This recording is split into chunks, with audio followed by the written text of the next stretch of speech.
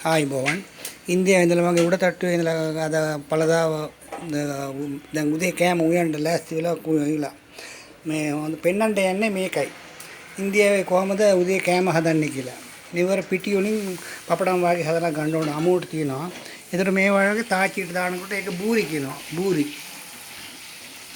කොහොමද දෙපැත්තටම හරවනකොට ඒක පපඩම් වාගේ වෙනවා උදේ කෑම මේ වගේ තමයි හදන්නේ පොඩි සීග පොඩි